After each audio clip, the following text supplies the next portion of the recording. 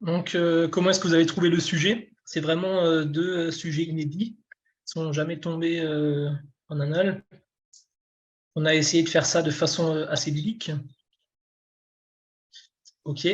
Donc, si tu as retrouvé les cadeaux, ben, c'est parfait.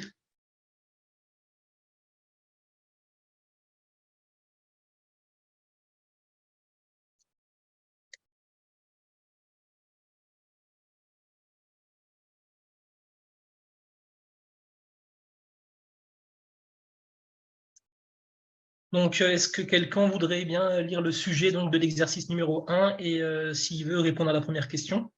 N'hésitez pas surtout à participer, hein, c'est comme ça qu'on apprend les erreurs.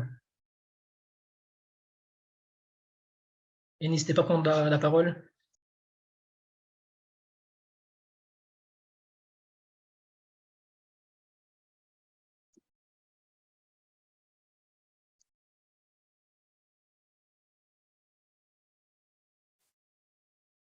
Personne est chaud pour commencer?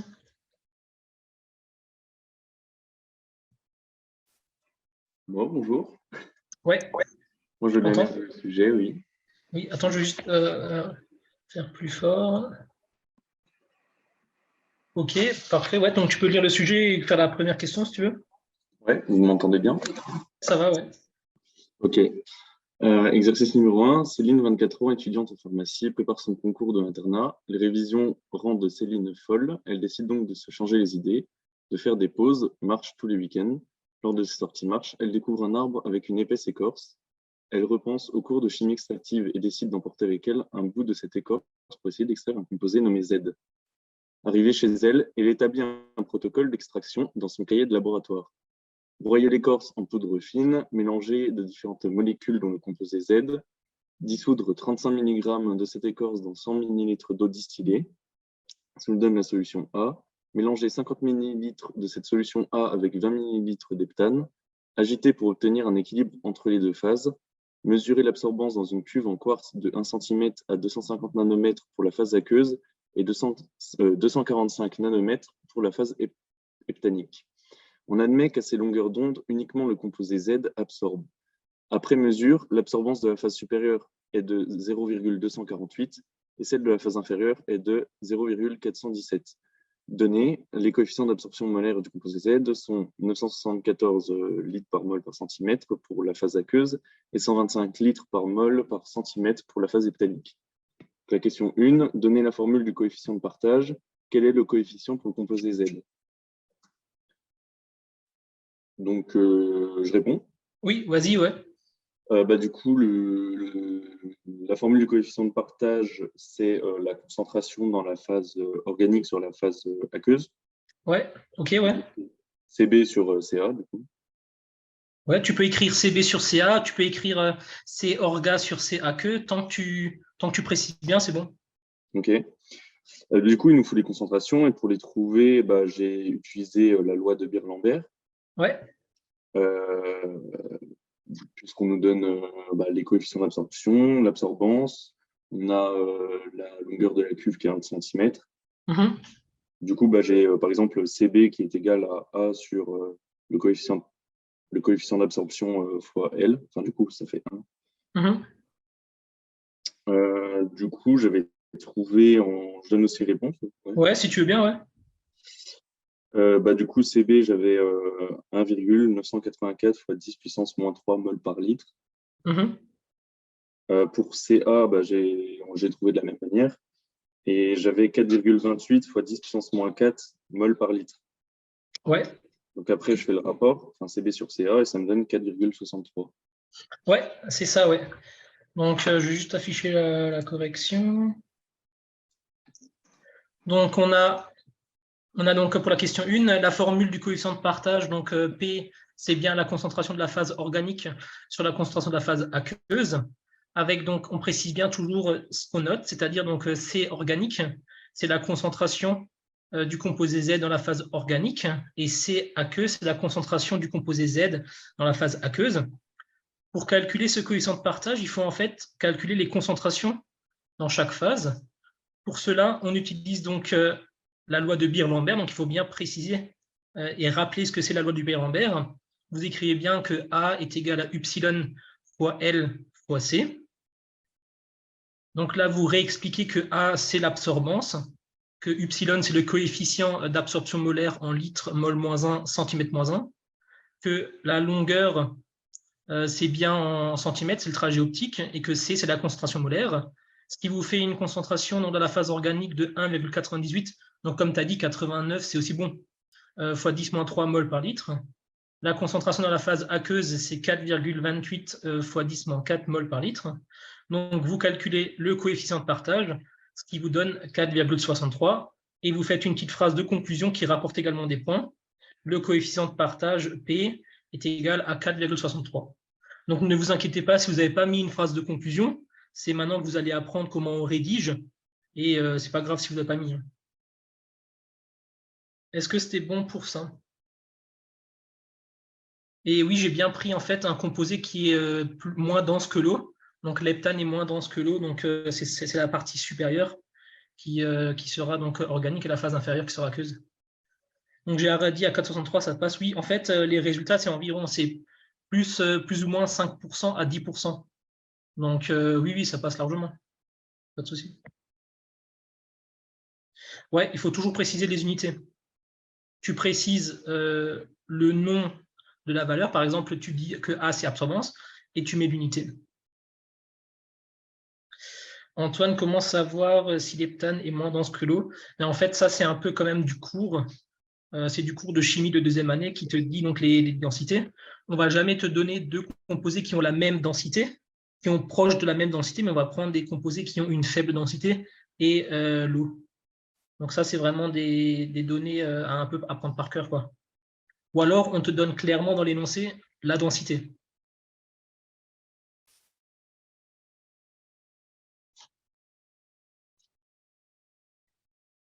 OK. Pour la question 2, est-ce que quelqu'un veut répondre? Même si c'est faux, hein, n'hésitez pas. C'est pas un jugement. Hein.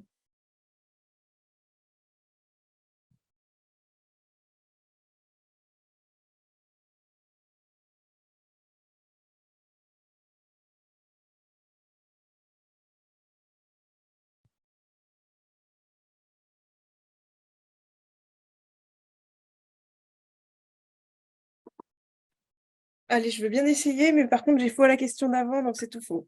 Ah non, mais t'inquiète pas, c'est justement c'est pour voir si tu as bien compris les calculs, mais la valeur, en fait, on s'en fiche. Hein. C'est vraiment maintenant qu'il faut se tromper et pas en décembre. Donc Du t'inquiète coup, pas. je suis partie sur le fait que la loi de Beer-Lambert, elle soit additive. Ouais, Et, ok, ouais, c'est ça. et donc, du coup, j'ai calculé l'absorbance totale qui fait 0,665. Après, j'ai calculé la concentration totale et là, j'ai faux parce que tout à l'heure, je me suis emmêlée avec les coefficients d'extinction molaire. Mais bref, du coup, je fais la somme des concentrations et après, je fais N est égal à C fois V pour calculer petit n. Et la masse totale qu'on met, c'est 35 mg. Donc après, je recherche ma masse molaire en faisant la masse, donc 35 mg, divisé par le nombre de moles que j'ai trouvé juste avant. Et tu trouves combien du coup? Du coup, 826 grammes par mol, mais ouais. comme c'est faux aux Oui. concentrations, c'est faux. En fait, moi, ce que je te propose de faire, c'est de calculer le nombre de moles dans les 50 millilitres de la phase aqueuse, dans les 20 millilitres de la phase organique.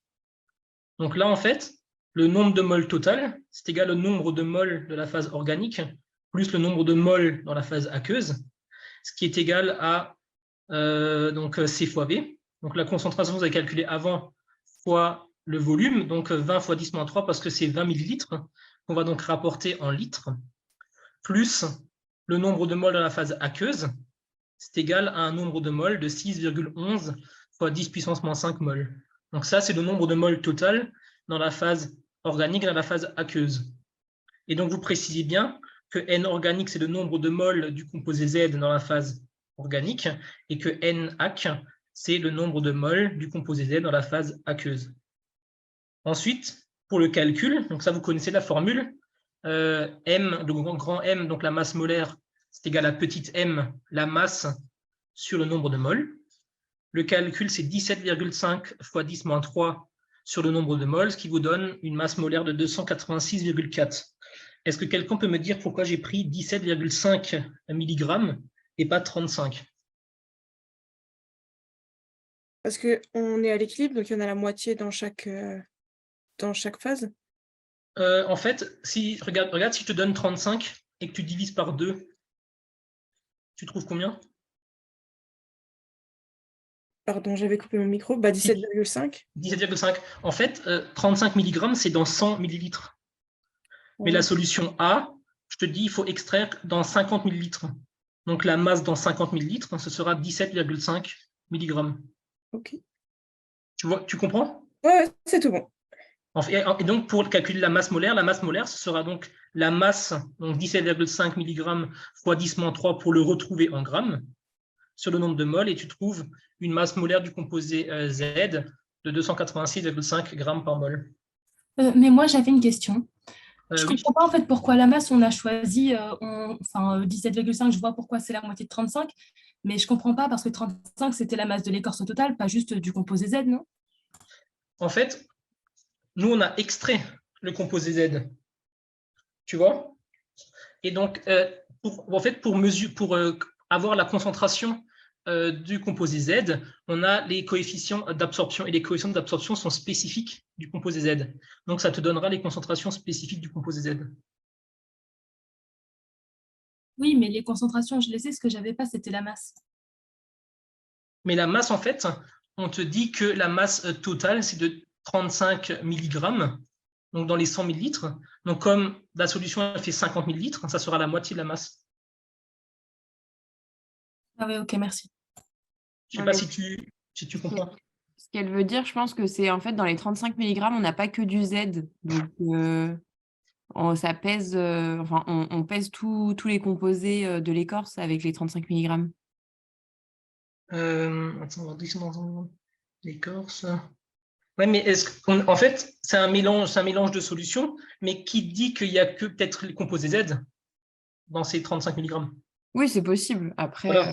il y a plein de suppositions possibles. Voilà.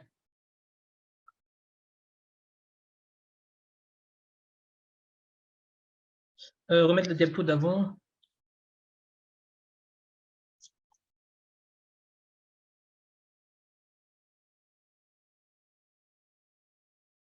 Oui, mais il y a bien d'autres molécules, je suis d'accord, mais ils peuvent être à une concentration infime. Et donc, ils ne jouent pas en milligrammes, mais qui peuvent jouer en microgrammes. Et donc, ça ne changera pas au niveau de la masse.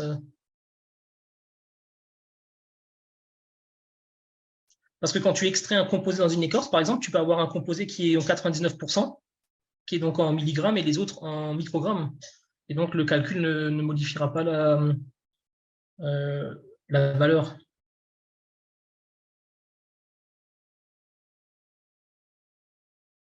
Ouais, c'est vrai que j'aurais peut-être dû mettre composé uniquement c'est vrai.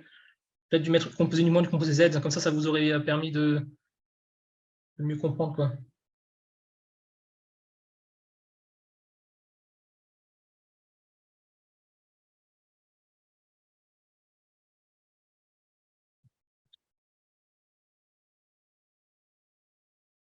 Pour la question 3, est-ce que quelqu'un voudrait bien répondre?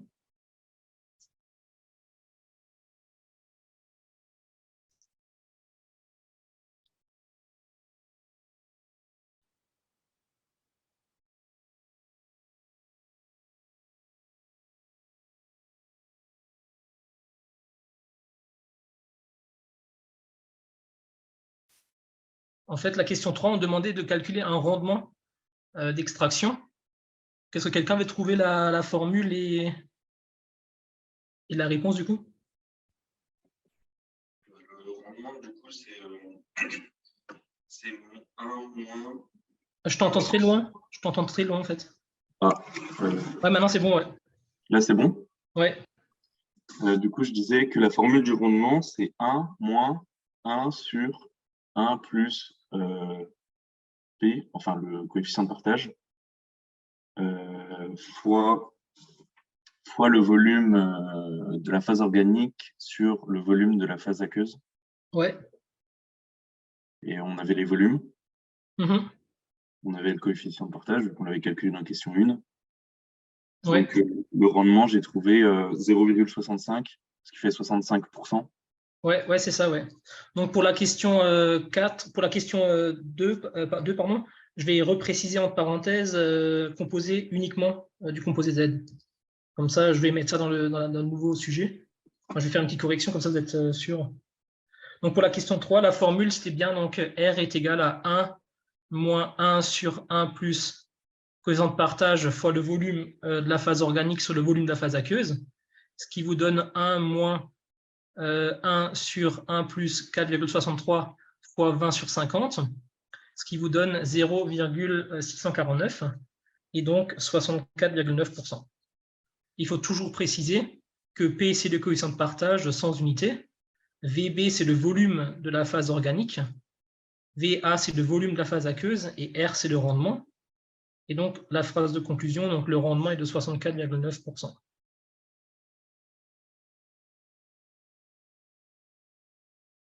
La question 4, c'est une question un peu assez ouverte, il y a plusieurs réponses possibles. Donc, quelqu'un aurait une réponse à proposer? Ben, moi, j'ai proposé de diminuer le volume de l'heptane et Ouais. d'augmenter le nombre d'extractions. Et du coup, Ouais. Exact, ouais, c'est ça. Ouais. réduire les coûts. Et donc, forcément, si l'heptane est très cher, si tu diminues les volumes, forcément, tu vas gagner sur ton extraction. Et donc, ouais, c'est ça, extraction multiple. Et donc, tu as fait un calcul, par exemple? Enfin, moi, j'accepte plusieurs propositions. Hein. Moi, personnellement, oui, j'ai fait un calcul d'essai. Enfin, par exemple, j'ai réduit de moitié le volume d'heptane de base. Donc, j'ai pris 10 millilitres et j'ai fait 5 extractions et j'ai retrouvé du coup 96% de rendement. Ok, ouais. Voilà. Ok, ouais, ça marche. Moi, j'ai par exemple proposé de réduire à 5 millilitres et de faire 3 extractions et on retrouve donc 68%, donc c'est toujours supérieur à avant. Mais tout est acceptable. Hein. Donc, j'ai fait des propositions de réponse et en dessous, j'ai mis donc ou et il existe d'autres possibilités. En fait, le but, il fallait juste proposer ou faire un calcul pour montrer. En fait, il faut proposer premièrement et deuxièmement, il faut proposer un calcul pour voir si tu as bien compris et pour voir si c'est vraiment réellement efficace. En fait, s'ils ont déjà été définis dans la question numéro 2, les mêmes termes, tu utilises uniquement, enfin, tu n'as pas besoin de les refaire, les repréciser.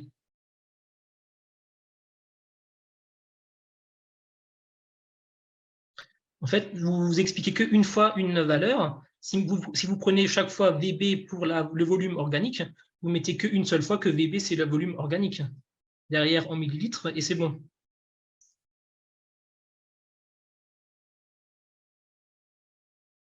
En fait, et donc là, j'ai fait des calculs. Donc là, vous voyez que pour 5 millilitres, donc à 3 extractions, ça fait donc 15 millilitres. On est donc toujours inférieur à 20 millilitres d'avant, et on retrouve 68,1%. Ou alors, donc, vous prenez 4 donc, millilitres. Donc là, on a le même prix. On a le même prix qu'avant. Non, on a donc 4 x 4, ça fait 16. Donc, on a 16 millilitres, qui est toujours inférieur à 20 millilitres d'heptane. Et vous retrouvez une extraction de 71,6%. OK. Ensuite, il y a... En fait, là, cet exercice-là, je vous ai fait, voulais vous montrer qu'en diminuant la dose d'heptane, on peut avoir une meilleure extraction, enfin un meilleur rendement avec de multiples extractions. Mais je voulais pas vous faire calculer un ratio par rapport au volume et au nombre d'extractions.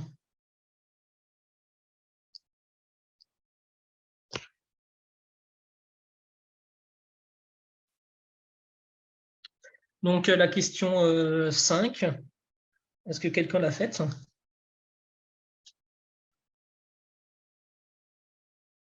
En fait, ouais, donc je t'explique. Donc, il y a une question de Rima.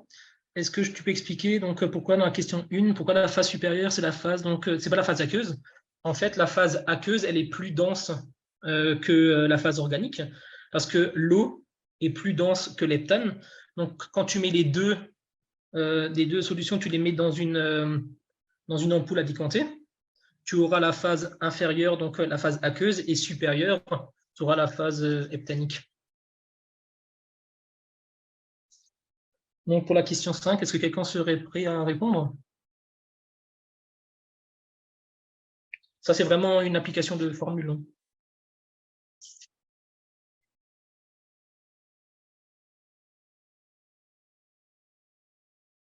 Bah, tout simplement, on fait pour calculer chaque quantité décomposée dans chaque phase, bah, on prend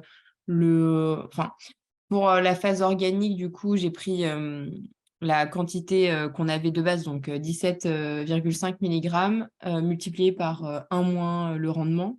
Et pour la phase aqueuse, bah, on multiplie par le rendement. Ouais, et donc tu as trouvé combien? Du coup, pour la phase organique, j'ai trouvé 6,1%. Ah non, mais je crois que je me suis trompée, je crois que c'est l'inverse en C'est relisant. l'inverse, ouais. Ouais, moi je me suis trompée. Voilà, en relisant, je me suis trompée. Du coup, c'était la phase organique multipliée par le rendement, donc normalement c'est 11,4 mg. Et la phase aqueuse, donc c'est 6,1 mg multiplié par 1 moins le rendement. Voilà. Bon, donc moi j'ai trouvé, comme tu as dit, en fait on utilise la formule R, donc est égale à la quantité d'organique sur la quantité donc totale, égale à 0,65, la donnée que j'avais donnée dans l'énoncé, et donc avec R le rendement et tout ça. Donc si vous avez déjà précisé, par exemple de repréciser, hein. Donc R est égal à la quantité dans la phase organique sur la quantité donc dans la phase totale. Donc dans total, quoi. Donc ça fait Q organique est égal à rendement fois quantité totale. C'est égal à 0,65 fois 17,5. Donc ça fait 11,4 mg dans la phase, dans la phase organique et 6,1 mg dans la phase aqueuse. Donc la petite phrase de réponse, donc la quantité de composé Z dans la phase organique est de 11,4 mg et de 6,1 dans la phase donc aqueuse. Ouais, donc enfin, moi j'avais dit une quantité en mol, ouais, tu peux aussi le mettre. Mais du coup, s'il faut que je te corrige, il faut que je recalcule avec la masse molaire. Mais tu peux aussi répondre en mol, ouais. Ouais, tant que c'est juste que je vais utiliser la masse molaire. Pourquoi on utilise la formule? En fait, tu utilises la formule là parce que le rendement, en fait, ça va permettre de savoir la quantité de phase organique, la quantité de composé Z qui est allé dans la phase organique.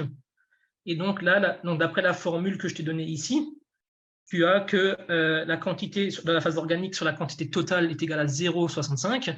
La quantité totale, tu l'as, c'est 17,5. Et donc, pour calculer la phase organique, c'est Q total fois le rendement, et ce qui donne donc la quantité de composés dans la phase organique. Et pour la phase aqueuse, tu fais juste quantité totale moins la quantité organique, donc 17,5 moins 11,4. Et donc, ce qui reste dans la phase aqueuse après la première extraction, c'est 6,1 mg. Donc là, je n'ai pas fait le calcul pour le nombre de moles, mais je n'avais pas pensé que vous alliez faire en mol. Mais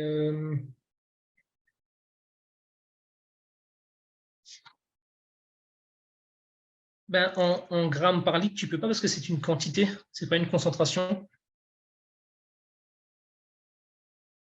Donc il faut toujours... Là tu parles en quantité, grammes par litre, grammes par litre, c'est une concentration. Ce n'est pas une quantité. Donc soit il faudra que tu parles en mol, enfin en mol, ouais, ou soit en grammes ou en milligrammes.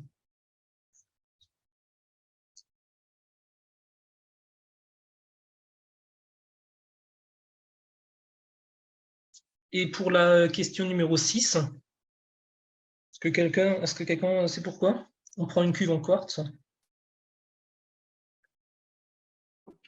Moi, j'aurais dit que c'est une histoire de transparence par rapport au domaine d'analyse. Donc là, on est dans les UV à 245 et 250 nanomètres. Ouais. Et donc, c'est transparent. En fait, ouais, c'est entre 200, dans l'ultraviolet, on prend des cuves en quartz. Et dans le visible, on prend quoi comme cuve, par exemple? On peut prendre du quartz aussi ou du verre?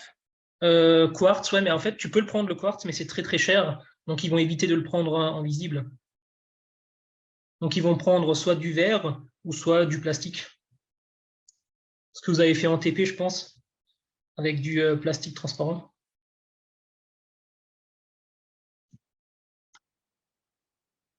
Ok, donc c'était tout pour cet exo. Donc maintenant, c'est Chloé qui va vous corriger. Oui, est-ce que vous m'entendez bien? Tu veux un petit... Oui, c'est bon? Ouais, c'est bon, Ok, ouais. super. Ok. Du coup, est-ce que quelqu'un a envie de lire le sujet de l'exercice 2 comme on a fait pour l'exercice 1? Il est moins long à lire. Qui c'est qui se dévoue? Il y en a quelqu'un qui a envie de lire le sujet vite fait et de répondre à la première question? Oui. S'il vous plaît.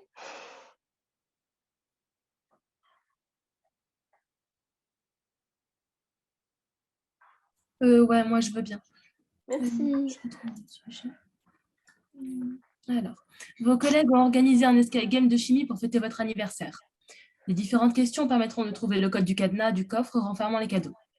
Voilà ce qu'il y a à disposition. Une ampoule à décanter accompagnée d'une note. Ma phase aqueuse est au-dessus. Et j'extrais une monobase faible de masse molaire 194,19 g par mol.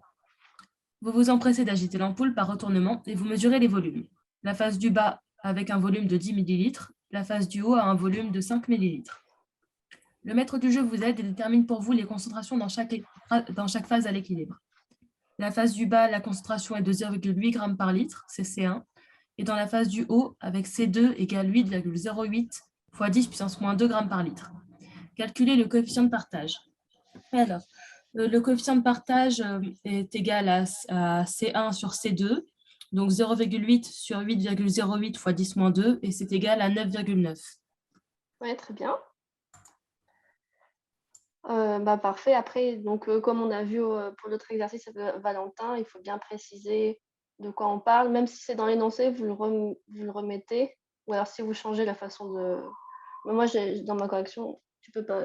J'ai mis B organique ou BAQ, mais ça revient au même.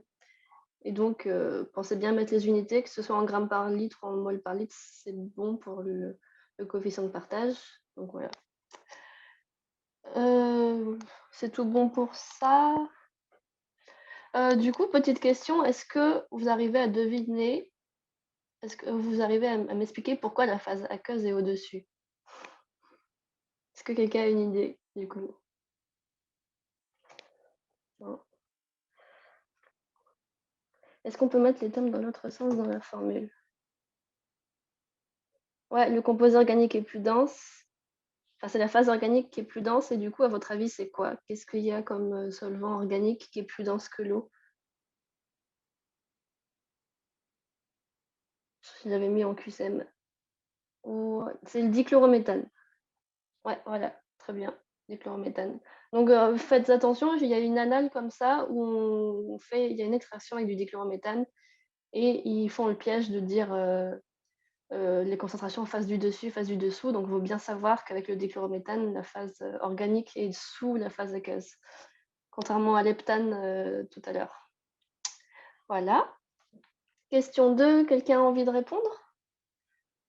Donc là, c'est une démonstration. Je ne sais pas si vous l'avez vu en cours. Normalement, elle est au programme. Donc, souvent, la démonstration, elle est en phase acide, en milieu acide. Et là, j'ai voulu le faire en milieu basique pour changer un petit peu. Est-ce qu'il y a quelqu'un qui a envie de se dévouer, de dire un peu comment il a fait, quelle formule on peut utiliser, etc.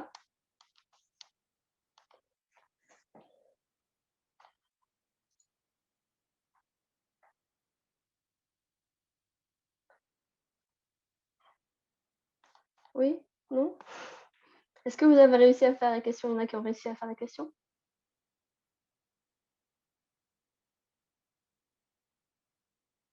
Non? Encore une fois, je veux bien essayer, mais j'ai un peu triché, je l'ai fait dans l'autre sens. Vas-y. Je me suis souvenu que pour une base faible, le D, c'était égal à lambda divisé par 1 plus 10 puissance pK moins pH. Et du coup, je suis Ouais, remontée parce ok. que je ne savais plus le faire dans l'autre sens. Ah oui, après, c'est bien de savoir la formule finale, c'est vrai que ça peut aider. Mais ouais, ok. Et du coup, tu as fait comment? Comment tu as fait Du pour coup, dire l'étape la d'avant, dérive? c'était lambda divisé par 1 plus 10 puissance moins pH sur 10 puissance moins pKa. Mhm. 10 puissance moins pH, c'est comme la concentration de H3O+, et 10 Ouais, puissance moins pKa, c'est comme le Ka. ouais, Et lambda, c'est la concentration de la base en phase organique et la concentration divisée par la concentration de la base en phase aqueuse. ouais. Et du coup, la première étape, c'est que D est égal à la concentration de la base en phase organique divisée par BH plus organique plus B en phase aqueuse. Ouais, c'est ça. Ok. Et du coup, comment tu justifies ça? Qu'est-ce que je Hum, justifie? J'ai pas vu. la formule de D, en fait. Comment ça? Je sais pas si tu vois La ce que je veux dire. répartition? Ouais, ouais, c'est ça. En gros, là, vu on a un composé qui est sous forme acide ou basique, le rapport de distribution, il prend en compte cette répartition. Donc ça, c'est un truc à écrire, par exemple. Et après, Valentin, tu peux mettre la correction. Du coup, la première chose à dire, c'est la demi-équation. Donc BH Ah oui. plus H2O donne H3 plus la forme B. On définit ce que c'est la constante d'acidité Ka. Donc après, on peut sortir BH+, en fonction d'H3O+, de K et de la concentration en B. On a la formule de lambda, comme tu l'as dit. Et après, c'est juste remplacer dans la formule de D pour avoir la formule finale. Donc voilà la petite démonstration. Est-ce que c'est bon pour vous? Et du coup, pour la version en milieu acide, il faut bien savoir la faire. Essayez de vous entraîner chez vous à refaire la petite démonstration. C'est pas très compliqué. En plus, si vous arrivez à partir de la fin, c'est bien aussi. Mais aussi, ça vous permet, si jamais vous avez un doute sur la formule de D, de pouvoir refaire votre démonstration sur votre brouillon pour être sûr. Parce que si jamais vous paniquez, au moins, ça vous permet d'être sûr de votre formule. Vu que les deux se ressemblent un peu. Du coup, c'est bon pour ça? Si vous avez des questions, n'hésitez pas. Question 3. Quelqu'un a envie de faire la question 3? On mesure le pH à 9. Quelle est la valeur de D et quelle serait la valeur de D à pH égale 1?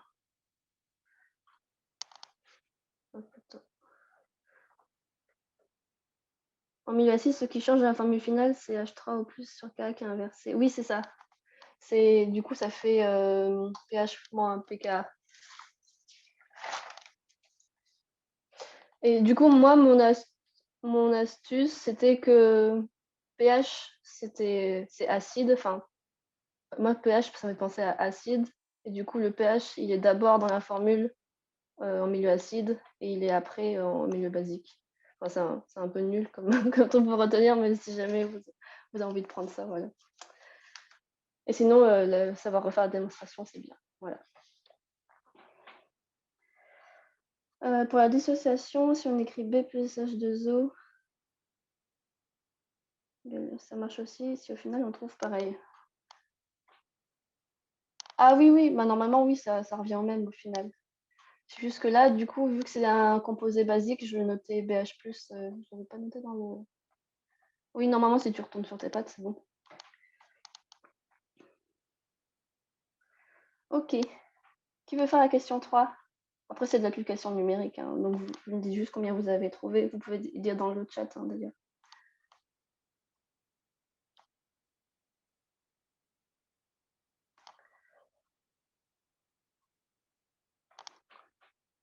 « 9,9 pH 9, ouais, c'est ça. Et 6,6 à pH 1, ouais, c'est ça. Très bien. Ok, ok. Du coup, question 4. À partir de quel pH peut-on utiliser le coefficient de partage dans les calculs? Est-ce que cela vous semble cohérent avec les résultats de la question précédente? Qui a envie de donner son avis sur cette question?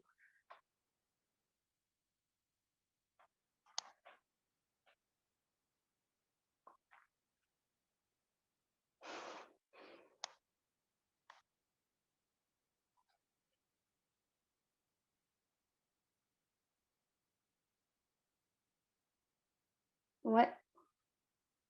À partir de pH, c'est sûr que c'est inférieur.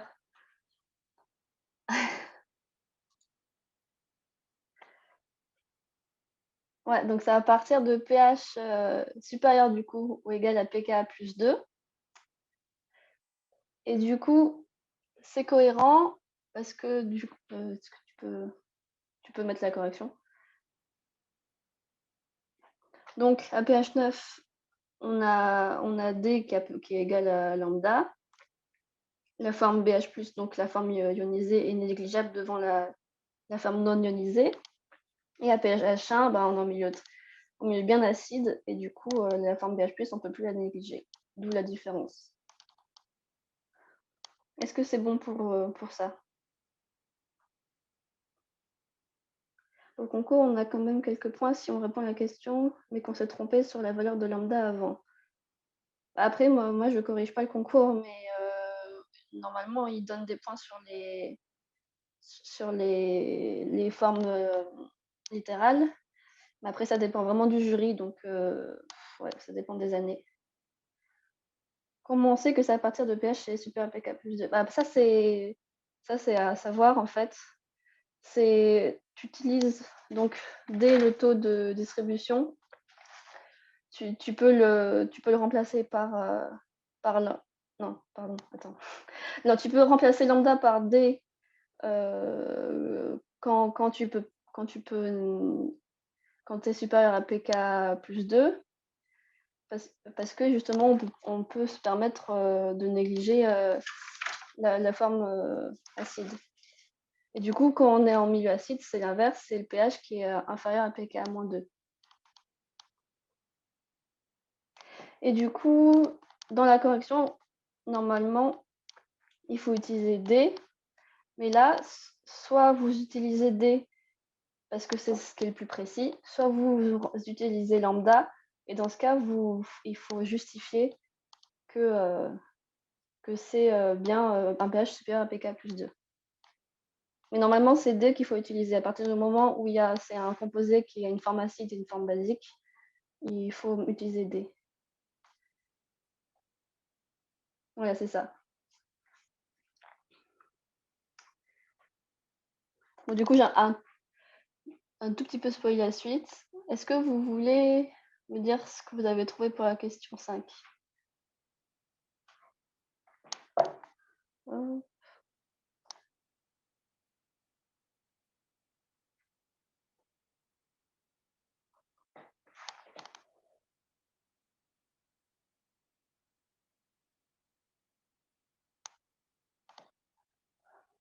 Pour le calcul du rendement.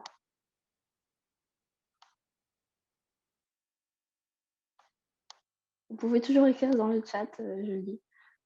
0,95, ouais, c'est ça. 95,2, ouais.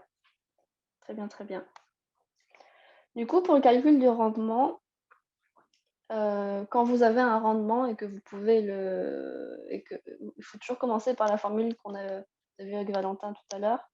C'est la quantité extraite sur la quantité initiale. Et après, vous pouvez mettre la formule du rendement qui est spécifique d'une extraction liquide-liquide. Donc voilà, après vous arrondissez comme vous voulez, moi je compterai juste. Et là, c'est ce que je disais, c'est que vous utilisez D dans la formule, et si jamais vous avez utilisé lambda, du coup là dans ce cas-là, ça ne change rien au niveau de la valeur, c'est 9,9 dans tous les cas. Mais du coup, il faut bien justifier qu'on est à pH supérieur à pKa plus 2. Et du coup, attends, j'ai eu une question. Qu'est-ce qui est marqué entre parenthèses? Comment ça, qu'est-ce qui est marqué entre parenthèses? C'est ce que je viens de dire du coup. C'est bon ou pas, ou tu veux que je réexplique?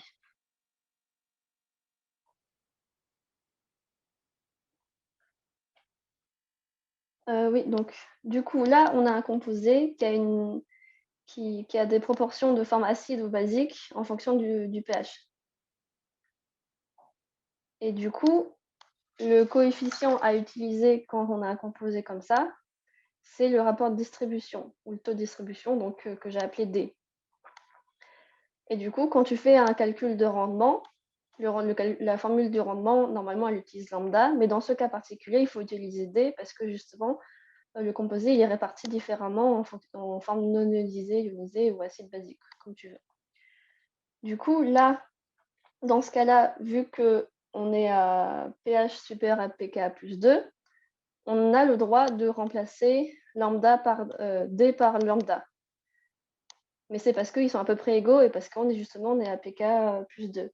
Mais si jamais ce n'était pas le cas, il faudrait utiliser D, donc prendre en compte les différentes formes du composé.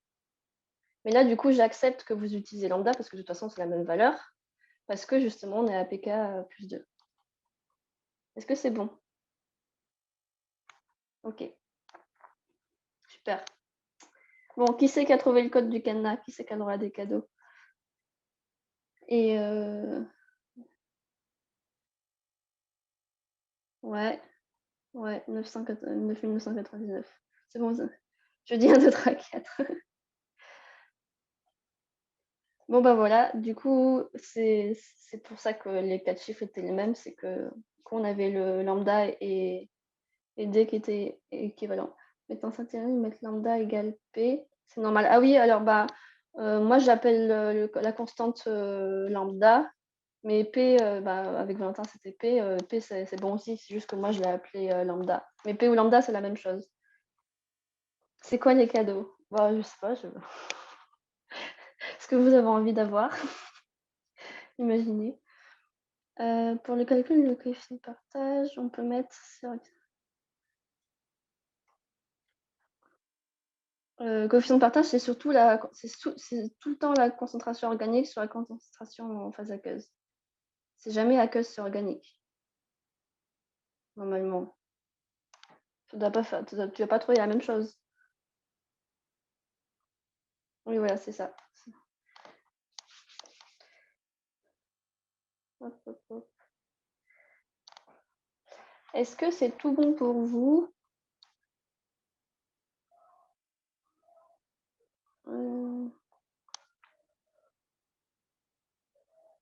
Ok, super. Valentin, tu peux revenir dans la... Tu peux parler. Ouais, donc c'était une question aussi de Maël. Dans quelles conditions est-ce que D égale à lambda? Tu peux leur expliquer juste? Bah justement, c'est ce que je disais, c'est D est à peu près égal à lambda. Quand on a pK plus 2, enfin quand le pH est supérieur à pK plus 2, quand on est dans un milieu basique, enfin quand le composé est une base faible, et quand c'est le composé qu'un acide faible, c'est pH est inférieur à pK moins 2, du coup. C'est là qu'on peut utiliser lambda. Dans le livre rouge, c'est bien expliqué, ceux qui ont le livre rouge essentiel pour les exercices. C'est bien expliqué à la page 89 et 90. Ouais. Ouais, voilà, c'est ça. La correction sera dispo le plus rapidement possible. On vous donnera les notes le plus rapidement possible aussi. On corrige les quelques petites coquilles dans la correction et on vous mettra ça en ligne. Mais la correction, oui, avec les notes, en fait, on vous fera un Excel avec notes et commentaires. On essaie de le faire le plus rapidement possible. C'est quoi la formule pour une extraction multiple quand les volumes de solvants organiques sont différents?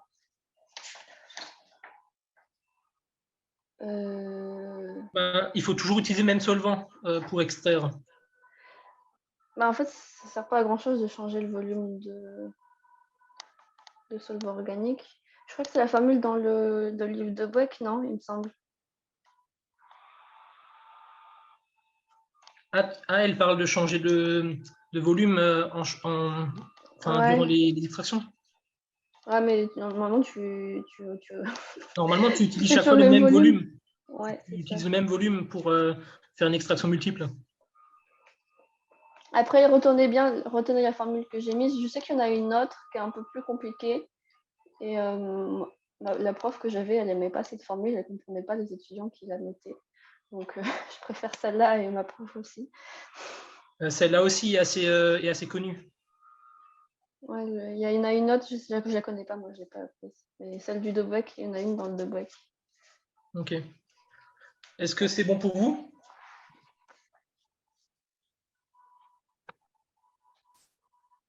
J'avais une question.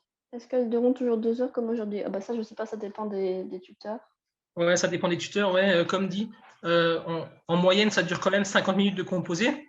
Après, si tu veux rester pour la correction, c'est toujours mieux, mais oui, en majorité, ça sera quand même 2 heures. Hein.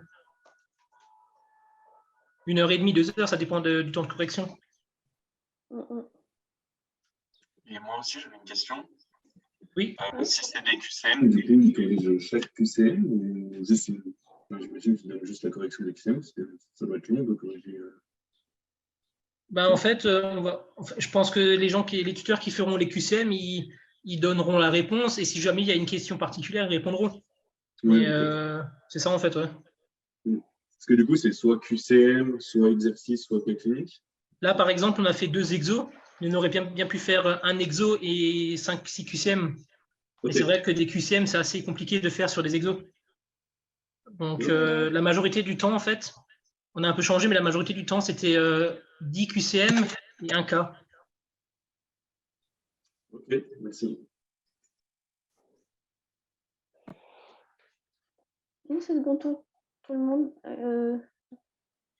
En fait, non, on fera pas. Mm. Non, on fera pas 5 exos à la suite en une colle. Non. c'est usant pour vous et pour nous pour corriger ce chose. Ouais, par contre, le concours blanc, on fera vraiment type concours. Ouais. En fait, le programme d'école, on ne donnera jamais le thème d'école, mais le programme se trouvera sur le site ePharma. Mais on ne donnera jamais les thèmes. C'est pour vous entraîner et pour vous appreniez tout, quoi. Et pas que vous principe, appreniez les sujets de la colle. Ouais, c'est ça. Ça y est, à froid. C'est quand le concours blanc déjà? Alors, on n'a pas encore de Ah, date, les on n'a pas dates. encore fixé de date. Ah, ok. Et les dates d'école, elles ne sont pas marquées. Si, elles sont sur ePharma, il me semble. Mais c'est tous les samedis, quoi. Ouais, c'est ça. Là, Tous les c'était samedis. la première, quoi. Ouais, tous les samedis matin, ouais. Et le concours blanc, ça sera. Attendez, je peux vous dire ça, mais on n'a pas encore défini la date exacte. Mais le concours blanc, ça sera vers fin août. Ah, c'est toutes les semaines. Après, Ouais, c'est toutes les semaines, ouais. combien il y a de colle au total? Attends, j'ai pas le planning. Je sais pas combien il y en a. Il y en a pas mal. Là, on en a prévu une vingtaine. Donc, jusqu'à environ le 28 octobre. Ouais, c'est une vingtaine, j'ai compté. Ok, t'as compté. Bah, ok. Moi, je sais pas si je refais une colle, je crois pas. Moi, je refais une colle le 29 juillet sur la pharmacocinétique. Et moi, je vous fais une conférence le 22 juillet. Non, c'est ça. Le 22 juillet sur les QCM un peu spectro, les trucs Ah ouais. avec les machines qu'ils utilisent, les spectrophotométrie d'absorption et d'émission, etc. Les trucs, mettre au clair tout ça. En fait, cette année, les conférences ont évolué et on va mettre des séances QCM. Ouais. Je ferai après, ce sera des QCM. Je prendrai quelques QCM d'anal et d'autres que je ferai, mais voilà. Où est-ce qu'on peut trouver sur les techniques de spectro et tout? Bah justement, moi j'ai un livre, mais je vous ferai un truc bien propre en conférence, normalement. Parce que moi aussi j'ai galéré pendant les révisions à trouver les infos, donc je vais tout vous faire au propre. Et oui, l'école et les corrections seront disponibles dans un drive que Aurélie va vous partager. Voilà. Ok, c'est bon pour moi aussi et c'est bon pour vous. Ok, bon courage tout le monde. Bonne journée. Accrochez-vous, bonne journée. Merci à vous. Salut.